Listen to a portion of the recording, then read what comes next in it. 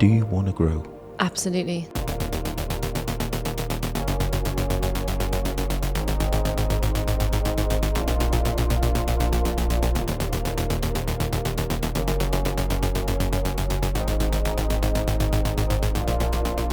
Snooze, you lose. Stand still, you're moving backwards.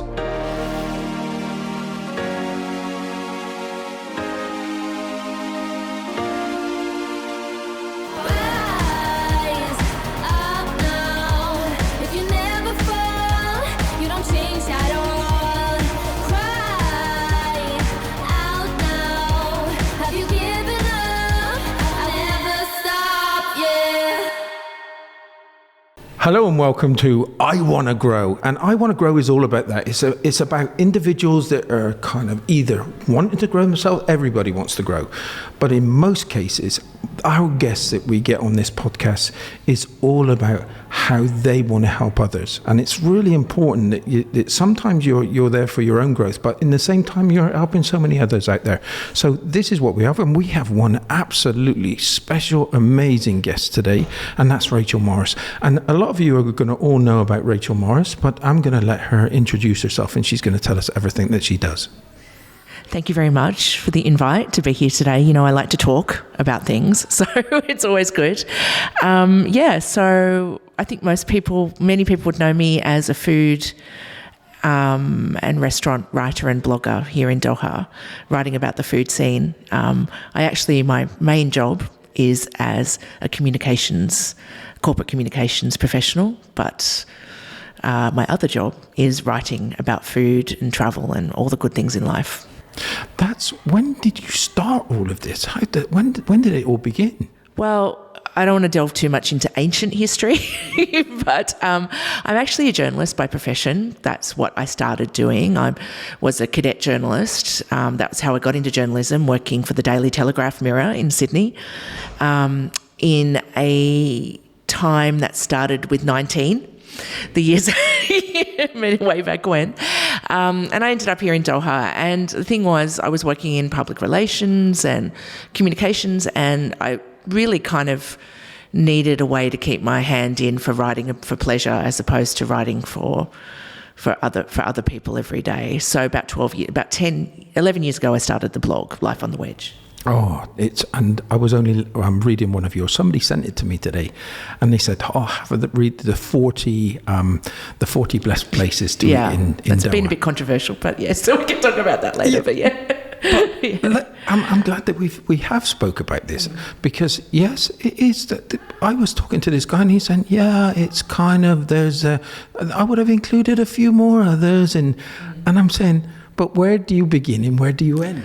Yeah, I mean, this was the point of that, and I talk about this in the piece, which, by the way, is 5,000 words. I haven't written that long since university. But for me, it was important to benchmark where we are. So it's like what you say, where do we start and where do we begin? So for me, it was important to do it as a snapshot of where we're at right now for various reasons. One is to look at my body of work and what I've been doing for the past 11 years or so with the blog. But more importantly, I think as an industry, that we need to look at that in a way that they can grow and the way that we can learn from that. And, there was a couple of controversial things. I've been contacted by a few people about, particularly I started a star rating for them, and people were asking about how I came about that. And I think it's important that we have a benchmark and that we have this snapshot in time where we can look back in a year, 2 or 3 years, and I'm not talking it up, so to speak, but I think it's important. We've never really done that before as an industry here. And I do consider myself part of the industry. I think that's when you have been like us, we've been here quite some time. It's funny that people are going to be watching this and they're going to say, we're part of the furniture. We'd like to think so. Yeah. This is our second home in a lot of cases, and we do care, right? And that's the things that people won't understand, is that we're care. This isn't, we started these things, it wasn't for the money, it was just because of the love of the industries that we were in. We saw people needed to have a voice, so that's what we began. I love what you do. I think that you've helped this whole ecosystem grow so much it's untrue to where we are, and we'll go through that journey. But I think that what you're doing, you've got to start somewhere, and everybody's a critic, right? Everybody's a critic. Well, that's true. And, you know, social media enables that everyone can be a critic, which is fine. You know, I'm not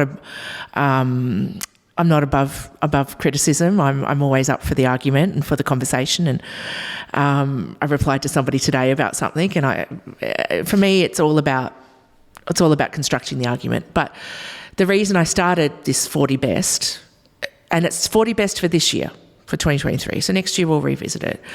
Is that I've been talking to a lot of people in the industry, like, and when I say the industry, I mean chefs, I mean restaurant operators, industry professionals, but also diners, also the people that pay the money, right? And we kind of owe it to them.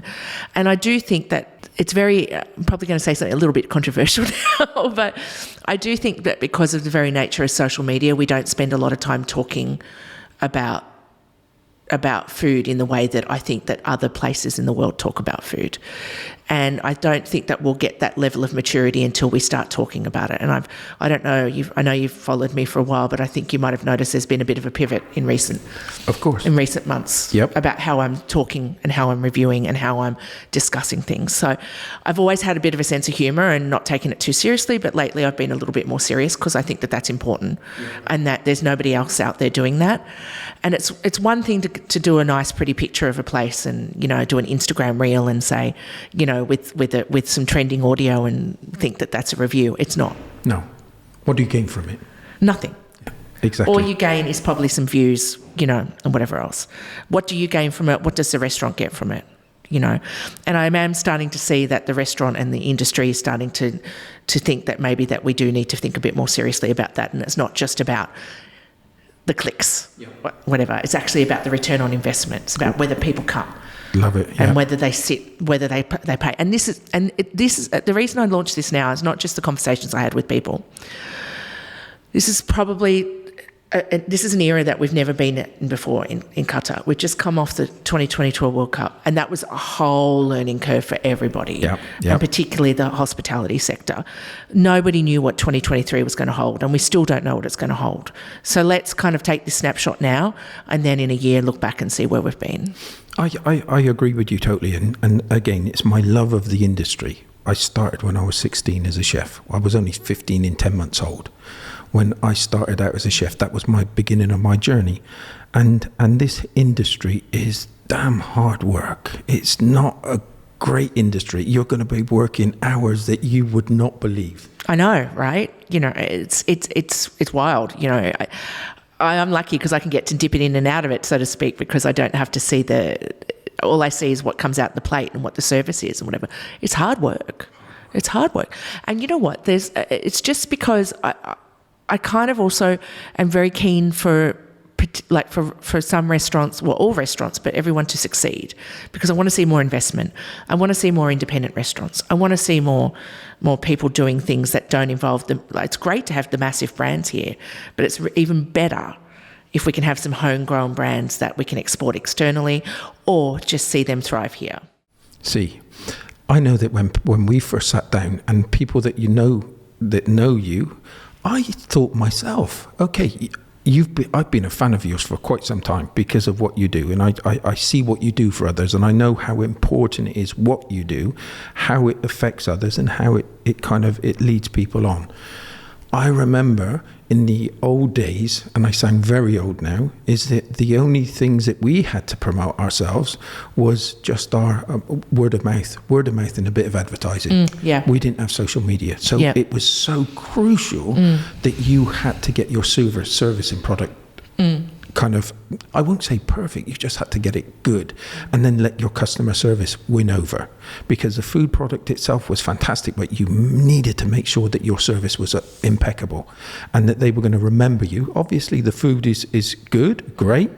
It's all the other things that people remember also. You know, I had a discussion literally today with a friend of mine about this, and they'd been to a place that is very well known. I'm a bit of a fan of it and have been a bit of a fan. I won't go into details, but when they arrived, they had a problem, and that tainted the entire experience from there. So whereas, you might have had a good arrival and then maybe a couple of things didn't work out, and you might have probably walked away from that and thought, yeah, that wasn't too bad. But from that very start, the experience that they had was off. And so the rest of the time was terrible. So I think that it's important that we set our own standards high for that. Yeah. And the whole industry. There's some fantastic, amazing places out there. Yeah. I want people to embrace this, to look up and say, hey, listen, let me tell you something. And I used to really affect my chefs, and I would have been put out by it before. I said, look, just produce good, great food. Good, great food. That's it. But it only becomes, and I used to say to them, then it only becomes 25%, 30% of the whole experience. That's right. Unfortunately, if it's a good food, then they're going to think it's great food. But it was all the way that they were treated, how they were kind of greeted, how they were looked after. If you found out, you heard that it was their special occasion. Yeah. If it was kind of upselling opportunities, we got some fantastic starters on today. I want to interest you. And you know what, Steve? Here, we pay a lot of money for food.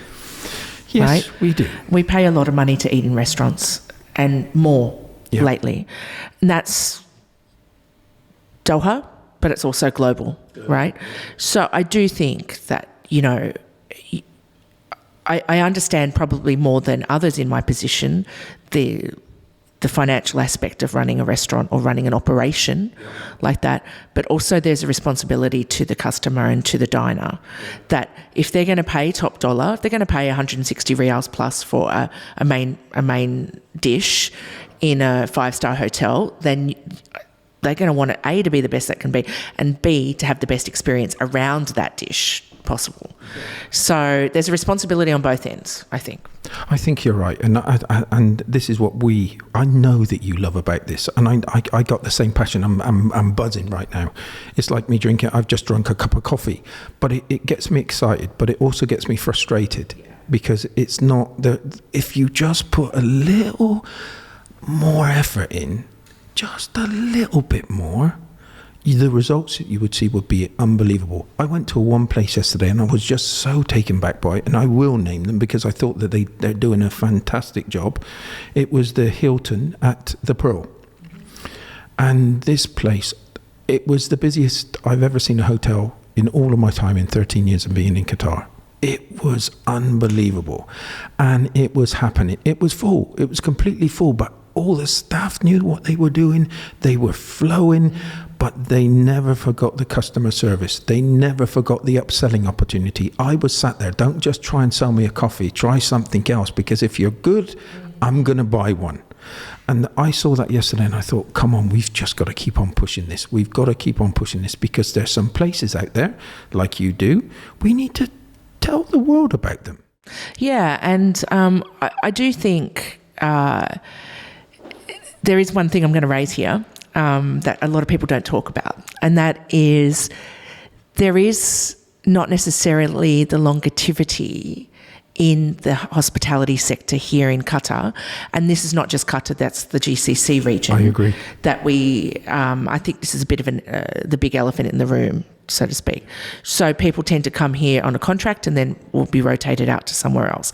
So you don't get that length of service from the chefs.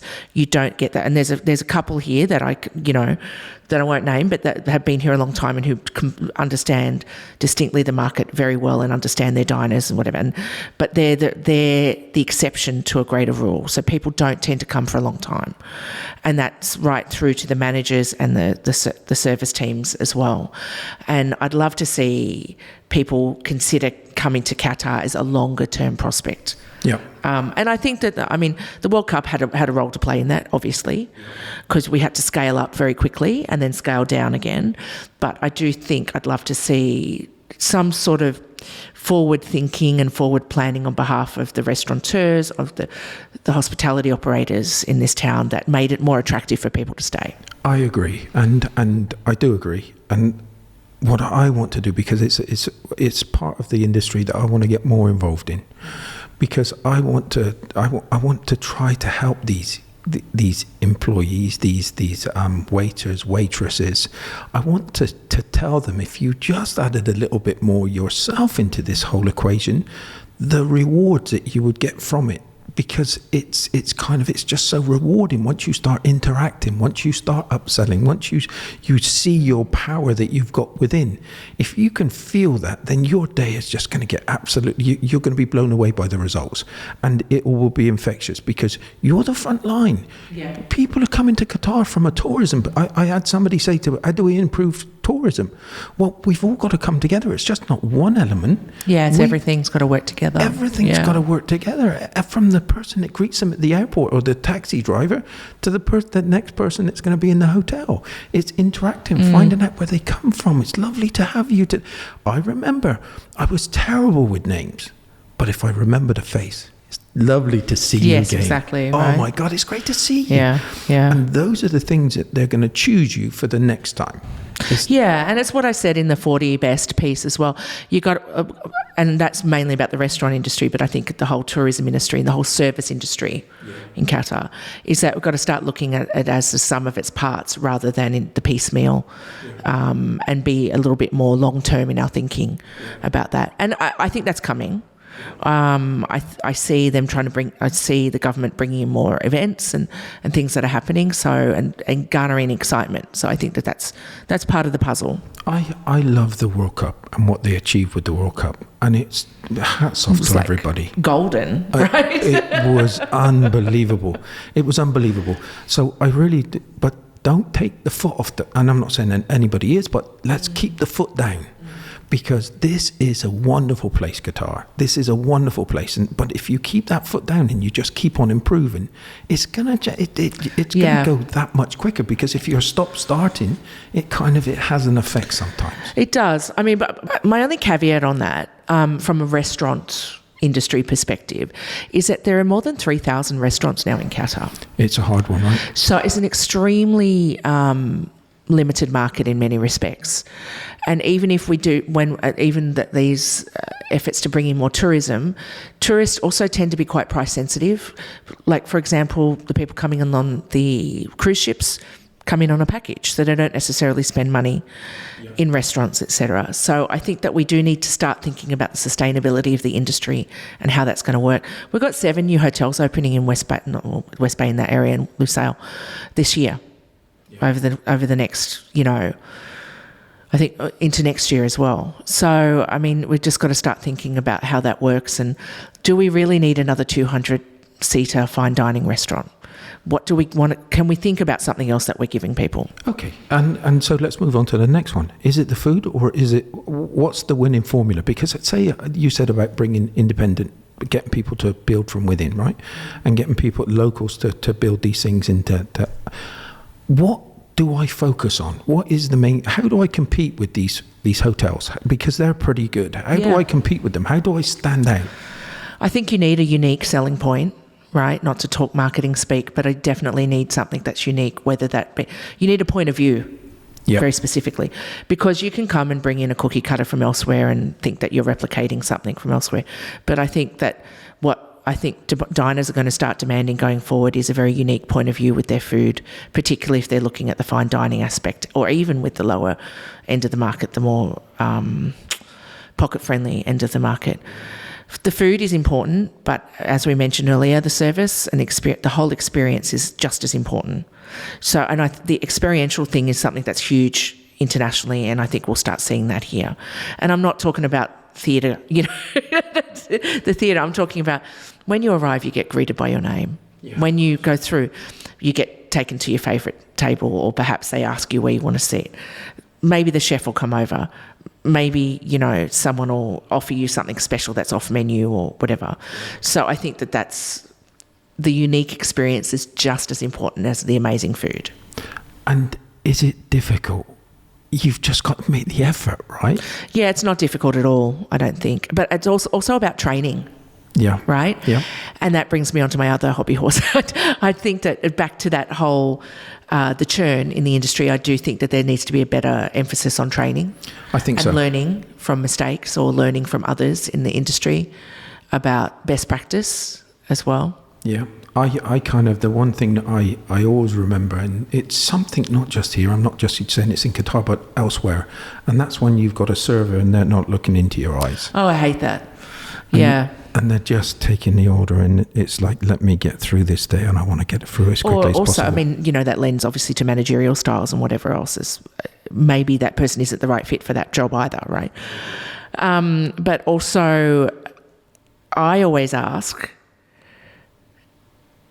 and it's a very interesting question to ask. I ask a couple of things of a server. I say, well, what's the most popular dish, right?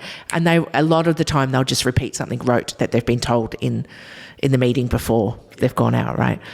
Sometimes, and this is the times I always remember, they'll say, well, actually, I tried this one and I really liked it. Yeah. But then again, you might not like it because, it's got X, Y, and Z in it. So, I would love to see more engaged service industry, them given more empowerment to make decisions. There's a lot of, I think, because of the managerial styles, people aren't necessarily as let their personality shine as much as they could. Yeah.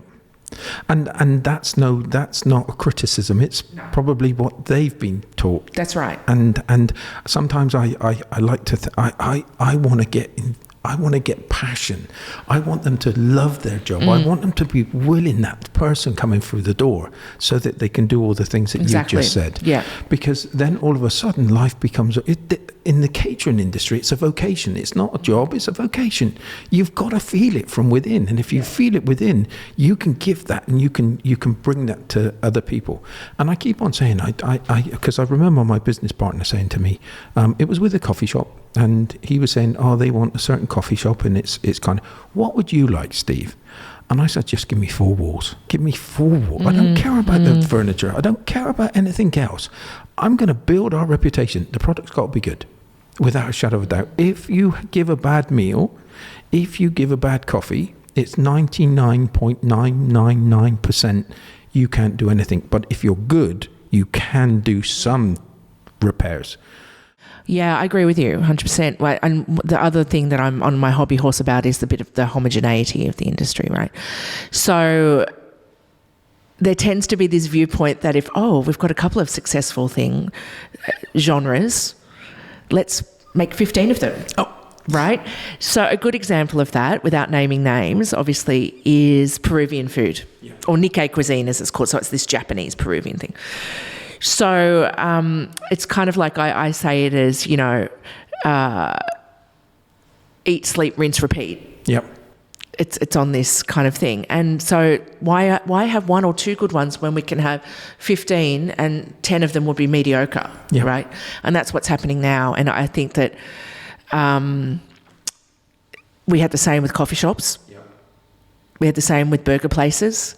It's like, and then people get afraid to push through that, and to push through and try something new and try something different. And I think that people need to be daring, start to push through that and try something new. But they need more people like us in the industry to walk with them. I wish. To walk with them, to not just tell them what they want to hear. Because if somebody comes up to me, we help with company formation, we help with all those things as startups, and we get people come up to me and say, I want to open a coffee shop, or I want to open a restaurant. And I say, have you got any experience in this whatsoever? Have you? Because if you tell me you've got a desire, I'm all in. If you want this, I will go with you to the ends of the earth. I will go with you. Yeah. But if you say because you think it's going to just bring you profit, then it's just not the right way to start. No. You've got to have that yearning. You've got to.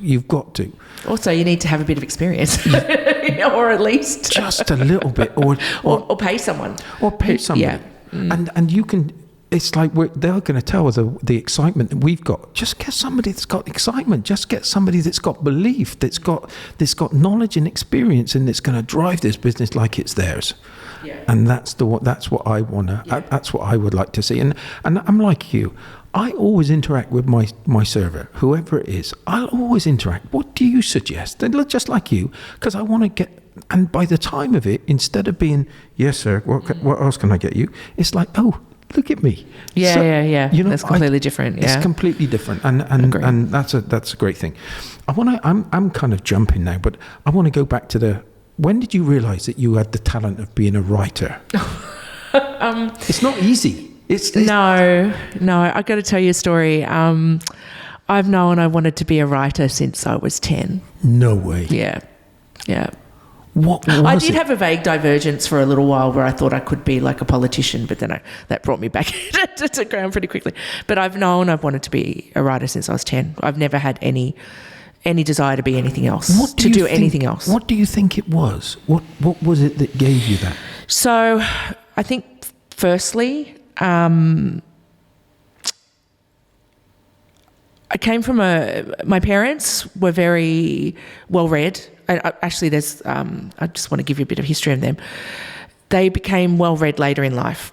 So my parents left school, my mother left school when she was 14, and my dad was maybe close to 15 when they left school. And because their family, well, my mother's family in particular, needed the money. And so she went and did a trade, and my dad did a trade as well, and sort of met a little later and had me. And when I was in primary school, both of them decided to go back to go to university. So from primary school onwards, I was surrounded by two adults. I was an only child, surrounded by two adults who had made a conscious decision that they wanted to better themselves and go to university and get a degree. So my mother ended up with, I think, 2 master's degrees. No way. Changed her career entirely.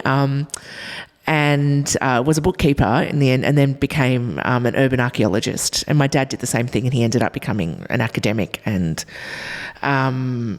teaching, tutoring in university in politics and history. And he originally started as in an abattoir, working in an abattoir. So, so I was surrounded by that. But also I was very lucky that I think in the time I went through the school system in Australia, I'm Australian, New South Wales, teachers saw that if you had something that you're good at, they encouraged you. So I was always pretty articulate. So I just kept that on. I think it was important that my parents obviously always had that emphasis on my education and were good about that and what I wanted to do. I'm so glad that you said that, because my next question was, how much of a support was it that they allowed you to follow your dreams from 10 years old, and how did they push you? I guess that they always there was always the encouragement of me to write stories or to tell stories or to talk about things. We were always, my parents were pretty politically engaged, so there was always discussion in the house. So it was a bit of that, make it sound far more lofty than what it was. But they were always pretty much grassroots campaigners, so I was very much involved in that aspect. A nice story I always like to tell is, so I obviously went through school and I knew exactly what I wanted to do, and I knew the university that I wanted to go to, which was the University of Sydney. There was no one else in my view that I wanted to study politics and English and some other things at university. So I got into university and I was a year in, and I came home, I was living with my parents at that point, and my dad had cut something out of the paper. And it was an advertisement for the Daily Telegraph, Mirror, and the Australian at the time, which are a news corporation.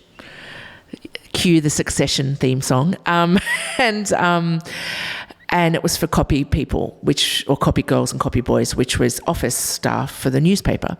And he said, you should do that. You know, I know you want to be a journalist, you want to be a writer, maybe you should do this. And that's how I got into it. My dad cut out this ad, and I went and sat the exam, and I didn't get in the first round. I got in the second round. So in my second year of university, I was working full time. Of course, it was getting coffee and lunches and running copy down to the compositor's room and things like that. But yeah. So if you're not in it, you're never going to win. Yeah, I know, right? I kind of always want to knock on wood about it, because I've been very fortunate with that. You know, this kid from, Western Sydney that was lucky enough to be able to pursue what they wanted to do. So and again, let me touch a little bit more on that. How does it make you feel when you look back on those times now and to where you are today, to see that journey? It must bring you a lot of happiness. Yeah, it does, actually, because, being a writer and a journalist and working in that field, and now obviously in communications and and public relations, it gives you a bit of a good front seat on life, right? You can being able to tell somebody's story, whether it be a corporate story or a personal story of someone or something else, is a great privilege, and it's something I'm very, very aware of. And that's why you're on the podcast today. When did you realise that you wanted to specialise in food? So that was a slow burn, definitely. So people who've known me for a while know that my first job in Qatar was editor of an English daily newspaper here, and then I moved into public relations after a couple of years doing that. And a good friend of mine who's now left Qatar and moved back to Australia had said to me, you need to have a food blog, because blogs were blowing up then. Julie and Julia was big. It was about the Julia Child thing. Things were popping. He said, you should have a food blog. And I said, yeah, I know, but, I think you need a niche. And this is true, right? At the time, everyone was doing, cooking their way through Julia Child's cookbook, or, eating in 12 countries in 12 days, this kind of thing. And I was sitting down one day and I'm like, what do I really like? And I'm like, I really like cheese. It just is funny. Just looking back on this now, it just sounds so bizarre. So I came up with this idea of trying 365 new cheeses in 365 days. And that's where Life of the Wedge comes from. And I've never changed the name of it. And I kind of did it. I think it took maybe 392 days, but I did it. And if you look back in the archives, you can see some of the early stuff. But what the side effect of that was, I was really one of the few people to start talking about food and writing about food here. Yeah. So then it just became natural that then I started people contacting me about things, wanting to try things, or what do I think about this? And then, of course, social media became a thing. I was a bit of a late adopter to Instagram. I'm still on the fence about it, but definitely not on the fence about TikTok. I'm not into that. But Facebook became a very important way that I connected with people as well, because very much an expat thing. So then it just kind of, it wasn't conscious in the sense that it just kind of evolved. And that's what I like about Qatar, that things just evolve. Like suddenly you wake up and, you're doing something that's wild and different and not what you expected, so. This has been about 3 or 4 years I've been doing the podcast to a different extent, and I've gone through that period thinking, do I not want to do this anymore? And it's that burning desire to say, yes, I do. I want to do it. But also you got to. There was one point where I was like, is anyone even reading this? What am I doing? But I think, and I'm very, very aware that if I had done this in Sydney, where I'm from, or perhaps in London or wherever, that it might not have been as successful or as wide-reaching as it is here, because it's a very small place. Yeah. So sometimes I do get recognised. You know what I mean? Like it's people, and people feel they know you here. And I guess that intimacy is one of the cool things about this place. Okay, the first time, and I can't remember the name of the place, but I remember envying you, because you were sat there and you were going through things, and you had your little piece of paper that was with you, and you were going through things, and I'm thinking, oh dear me, I want that job. No, it's not that easy, to be honest. My friends and my loved ones, people in my life, are like, how much longer is this going to take? Always with the photos and, everything else. But the one thing I kind of don't love, and I'm going to be honest about this, is unlike in New York, and I admire greatly Pete Wells, who is the food reviewer the restaurant reviewer at the New York Times, and Jay Rayner at the Guardian Observer, an observer in the UK.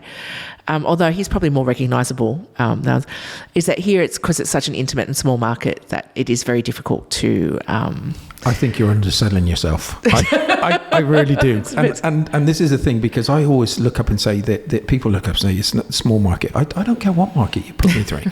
I've been around the world, luckily, touch wood, and I've been blessed. But you can put me anywhere.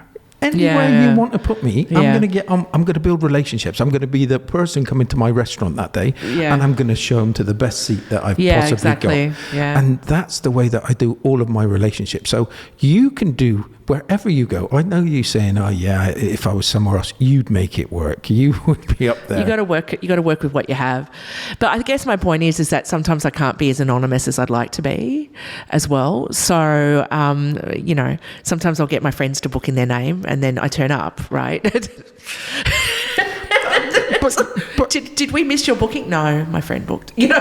So it's always a bit difficult. But. Yeah, I would see you coming through the door. I would have a split second of fear, but then Don't be afraid. But then I would be looking to all our team. I'd be going in the back, and I'd just saying, "You be on your A game today. Just be on your A game, but please just enjoy it." Now, with these, you must have had restaurants or places that you've gone to that have looked up and that can't believe what you've done for them, because it must have got them a lot of publicity. I mean, the feedback I get is that sometimes that has happened, definitely, and I'm happy to support that. I think there's this guy in Vegas, right? And it's very interesting that he's on TikTok, and his big thing is he goes to restaurants, and he's been responsible for like saving a couple of restaurants because he's publicised what they do and talked about their food and whatever, and then people have gone there. And there is a great power in social media and in your community that you've built, talking about things. And I'm very aware of that. And I'm happy to support places that I think have done really well and that are trying really, really hard to deliver amazing experiences and amazing food. So I'm happy to support that. And I think it's important to grow, the industry to grow as well. And when you've done the reviews, do you give them advice afterwards as well? Yeah. If they ask for it, others might get a bit like... I think that if the place is mature enough, they will take that on board, particularly if there's some negativity there. Yeah. Sometimes a lot of times I'll share it with them beforehand. Like I give them, I believe, particularly if I've got a relationship with that place, that it should be known. So, yeah. And do you get new restaurants or new places come up to you and say, "Look, can you give us some..." Yeah. I'm a little bit more circumspect about that now. I like to let restaurants sort of get into like the groove before I go. I think that's important. There was a point, I did go through a stage, speaking frankly, where I was kind of like trying to keep up with the Joneses, so to speak. So I'd started to compare myself with others that were doing this, particularly on Instagram and things. And I think I lost sight of myself for a while there and what I was doing. So I became part of this like social media industrial complex that I felt like and I've never talked about it with anyone actually, to be honest. So saying this out loud is quite a little bit interesting for me. I felt like I went through a stage where I really thought that I didn't have enough followers. I needed to do this more. I need to do this. I need to do that. I need to be the first to go somewhere. I need to be I need to get it out and whatever. And then I realised that I was just comparing myself with others, and that's not why people follow me. It's so lovely listening to your story because it's bringing back memories for me. And I went through exactly the same thing. I was in, and we're going to say, we called it human commercial, but it was door to door. Okay. So it was hardcore. And I remember those days when somebody looked up to me and said, you can earn 1,000 per week. I said, "Listen, mate, if you want to give me that job, I don't mind working for 500 a week," because that was a big jump for me. And then I got to a stage where I was earning 1,000, 2,000, 3,000. And that's the damage that caused. It was unbelievable because I all of a sudden thought that I had to be somebody different. Yes. And I didn't realize the person that got me there in the first place. And that was the person that needed to be going forward. So I can understand what you just said completely. I mean, it took having conversations with some friends and people that I respect in the industry to really sort of make me think that there is something I have the potential to be doing something quite different to what other people are doing. And I shouldn't see that as less than what it is. And so just keep doing it. And people obviously still respond to it. And there is some element of like, you know, you get invited places and you get to try things and there's events and whatever else. So I still need to, you know, I need to feed the beast to a certain extent, for want of a better analogy. But also I need to feed my own soul. I need to feed my own conscience and do something that I think is far more important in the longer scheme. So in the beginning, was it all about the money? I wish I made enough. We haven't discussed this, but I do have a full-time job. So, and I think that honestly has kept me very grounded, because I have another way to pay the rent and to keep things going. So it does. Now that I've sort of taken a bit more of a pivot, but it has helped me keep me, I think, responsible, but also keep me grounded and keep me just out there doing what I think is right. You know, it means I haven't had to take money for a lot of different things or whatever. Yeah. Yeah. But we've got to survive. You got to do something, you know. I'm glad I got a business. I've got to pay for my handbag somehow. I don't know about you. I'm lucky I've got a business partner that gives me the freedom to be able to do these types of things. I'd love to do what I do full time, and maybe I will. I mean, in the future, maybe that's something that I can do. Yeah. I mean, I've definitely thought about it. I've definitely had discussions with people about it. I think that there is an ability for people in the restaurant industry to appreciate what I can deliver for them. So definitely, it's me growing in a different way. And again, so do you, when you're doing these reviews, when you go into the place, have you got a set procedure, or is it kind of like, is it just, it takes you on a journey?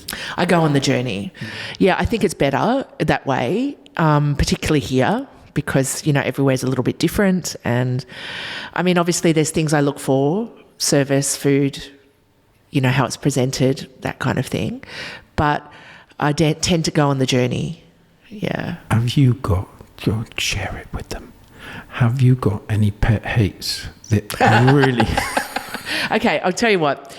So I'm not going to, this isn't about naming names or anything. So I went a little while ago, before Ramadan, to a brunch. And the brunch was good, right? But the manager of the restaurant was obviously, because I'd been really critical of this place before, in previous visits, right? And he was nervous. I could tell he was nervous, right? And he came by the table about 20 times. Like, this happens a lot, right? That people will just keep coming up and talking to me and whatever else. And it's like, you know, I just want to get on with this. And then then he brought out this, they had a newish chef, and they brought this guy out, and he looked like he was being led to his execution, you know, to come to see me at the table. And I'm like, I don't bite, you know, I don't. So I do think that sometimes it would be great if I could just enjoy it. Yeah. You know, and I get why they do it, and I understand. If I put myself in their shoes, I'd be nervous, not nervous about me, but I'd be wanting to ensure that everything went right. So there is a fair bit of that. And my friends do laugh about it. My family do laugh about it. So that message is there, guys. Ladies, whatever. Okay, please just be confident in what you do. Yeah, I agree with that. Just be confident. Just be confident. Don't go over the top, because it is so evident when somebody does that, right? It is 100%. And also... and I see this a lot, you know, I'll have a really good experience and then others won't have that experience. Yeah. So the consistency is very important. So I try something and I talk about it and I say it's amazing, and then other people, my followers, but also my friends, go there and they're like, well, actually it was really bad. You know? So, and that affects my credibility, which I worry about. That's why I try to go back to a place multiple times. But I want to kind of, I've got a few things, which is, you've got 40 of the top places in Qatar. And I want to, the top 5 restaurants for families. For families? Wow, you're putting me on the spot. For families. Can we come back to that? We'll come back to it. We'll come back to it. For groups. I'll tell you why. I don't often go out in big groups, right? Okay. You know, so also I don't have kids. Okay. Right? So, I'm going to let you I'll let you get away with that one. Can you let me get away with that? Yeah, of course. Yeah. So for groups, definitely any of the restaurants that I mentioned that do a brunch, Yep. I think that's a very good option. Yep. The Four Seasons has an excellent brunch. The Nobu brunch is fantastic for groups, especially. Ned. The Ned. Good brunch? Everybody keeps on raving about it. I think that the Ned's got a really lot of potential. I think it's got a lot going for it. I think that the location is stunning. The setup is amazing. I've had some very good meals there. I didn't include them in this list because I need to see some more consistency in terms of when I go back and things like that. But they have a fantastic Italian restaurant there, which only just missed out on the list.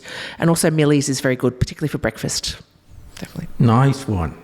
And a date night. Oh, God. Nobu's always going to win for the date night. Really? Yeah, it's got the views, it's got the dim lighting, it's got everything. Yeah, Nobu, that's a great one. Yeah. Okay, so those are some ones for you to go to. And when I look back into listening to your journey, do you love what you do? Yeah, I do.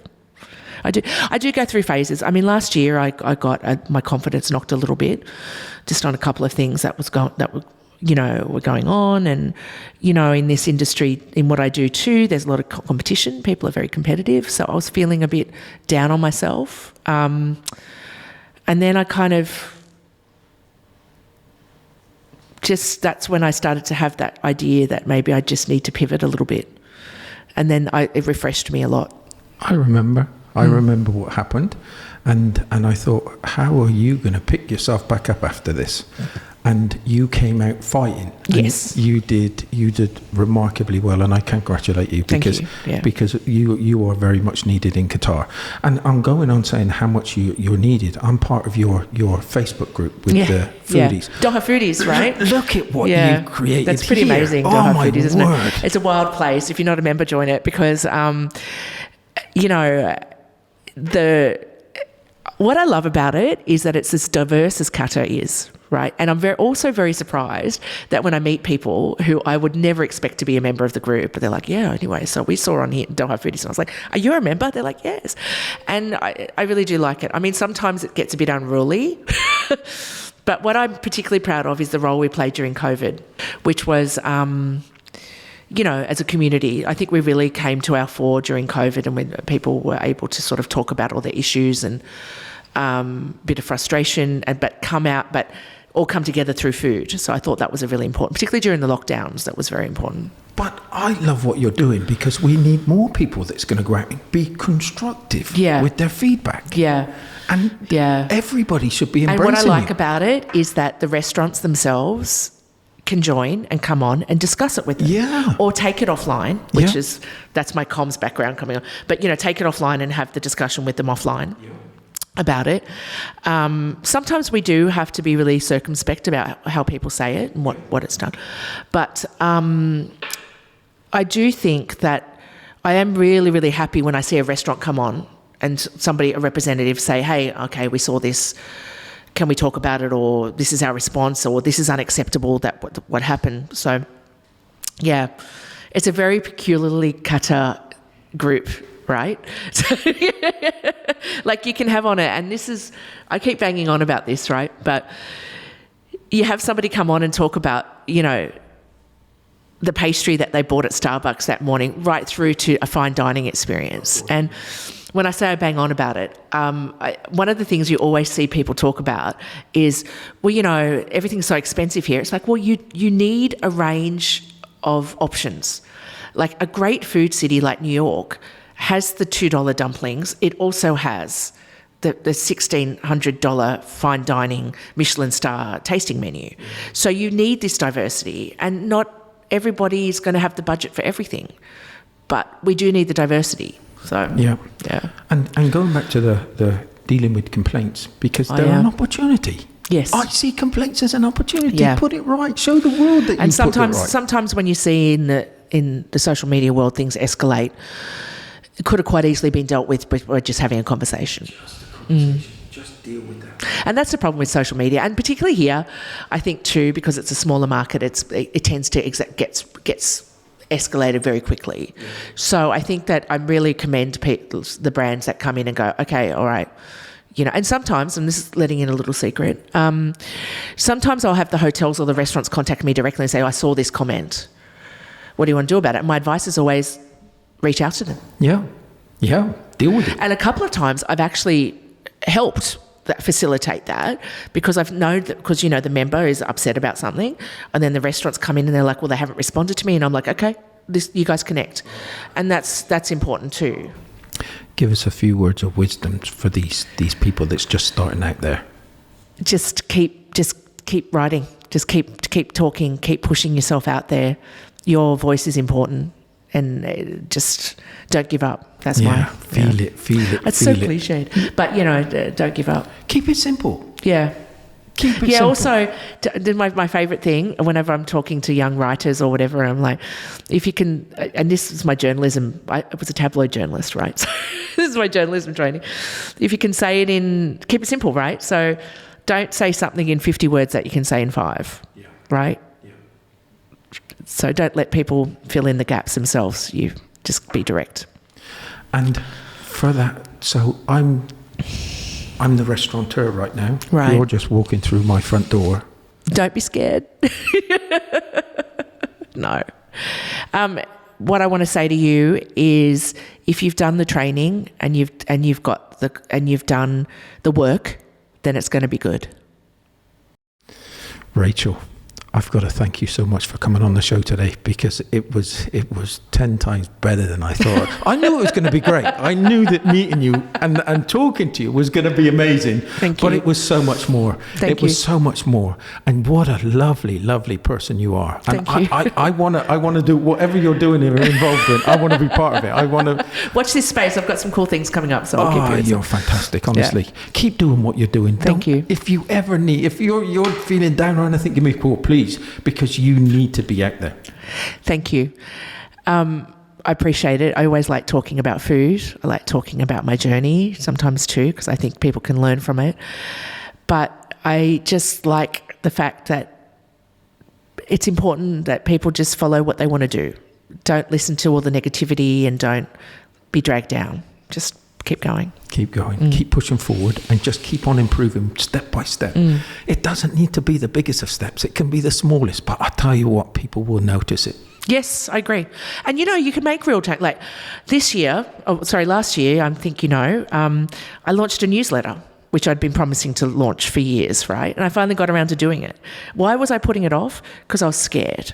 That's what I'm going through right now. Right? I'm scared. I was scared. I was like, what if nobody subscribes? And now I've got a couple of thousand subscribers, right? So and that actually, to be honest, you said, how do you keep the love? That's reinvigorated my thing about writing.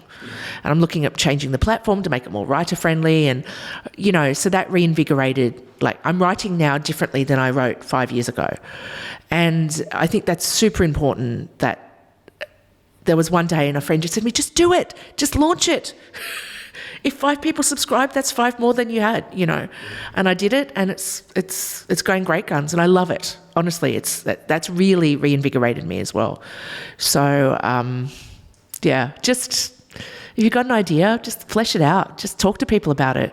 Get people around you that are your cheer squad. Yeah. Get your tribe together and just listen to them. And it's so important to have that tribe around you, because you're the one that's trying to keep pushing, but sometimes you need those people to help you. You need a sounding board, firstly, but also I think, and I joke about, there's different friends of mine. Like, obviously I've got a friendship group and a family group and stuff. There's different friends that have bring different skills to the table that help me, I've got the business-oriented friend. I've got, the food-focused friend. I've got another friend who I jokingly call my manager. You know what I mean? So you need all of those people in your life just as a sounding board. And just before we cut off, tell them how you get to this Life on the Wedge. How did they go to sign up for your foodies? Okay, Life on the Wedge is lifeonthewedge.net. The website. It's also a Facebook page, so you can go there and sign up for the newsletter as well. So I encourage everybody to do that. It's free. There's no subscription.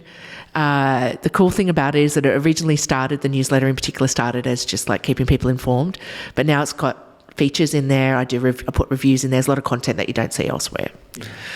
So if you go to the Facebook page or the blog, you can sign up there. You have to go to these pages because it's a fascinating read, and you'll see what it's all about. It's hard work. There's so much hard work. It's a lot. Because I'm a bit different than others. I try to have different content across different platforms because people consume social media and media differently across different platforms. Of course, yeah. Again, it's wonderful to have you on the podcast today. My last life lesson there, sorry. Oh, it was brilliant. And, Thank you. And everybody, thanks for listening today. And please just get some valuable lessons from this today, okay? It's just keep it simple. Keep it simple. And sometimes do it for what you're passionate about, because that's what's going to pull you through at the end of the day. It's having that desire, because having a desire is going to pull you through those tough times. And we've always had tough times. Everybody's had tough times. You can get through these by just pushing yourself through it. It may sound easy, but there's people around that can help and support you. Just make sure you've got the right people in your team. Anyway, thanks for listening. Thank you, Rachel. Thank you. That was amazing. Thanks. Everybody, until next week, bye for now.